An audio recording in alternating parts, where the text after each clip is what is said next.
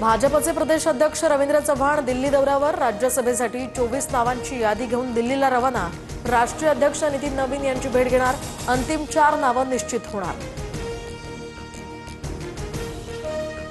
राष्ट्रवादी काँग्रेसमध्ये नवा अध्याय सुरू। सुनेत्रा पवार पक्षाच्या नव्या राष्ट्रीय अध्यक्षा। वरळी डोममधील पक्षाच्या कार्यकारिणीच्या बैठकीत हा निर्णय। संघटना वाढीसाठी निष्ठेनं काम करणार असल्याचं सुनेत्रा पवारांचं विधान।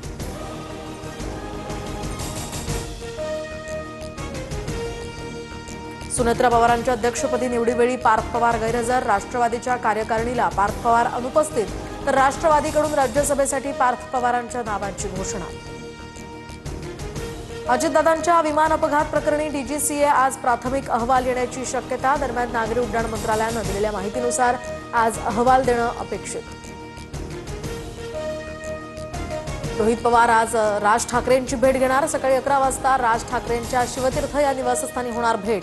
तर अजितदादांच्या विमान अपघाताच्या प्रश्नावर चर्चा करणार।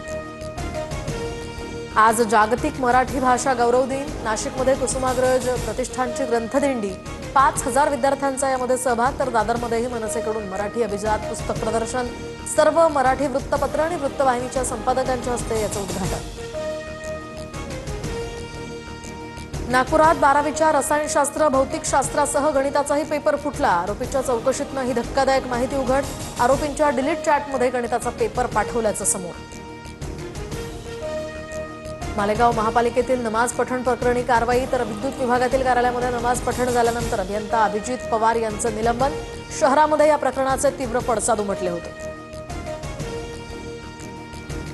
सातारा जिल्हा परिषदेच्या अध्यक्षपदावर राष्ट्रवादीचा दावा। राष्ट्रवादी शिवसेना एकत्र सत्ता स्थापन करणार, तर भाजपला विरोधी बाकावर बसवणार, जिल्हाध्यक्ष बाळासाहेब सोळसकरांचा दावा। राजूर ते अहिल्यानगर लॉंग मार्चचा 4था दिवस। संगमनेरच्या निझरणेश्वर देवस्थानामध्ये आंदोलकांचा मुक्काम।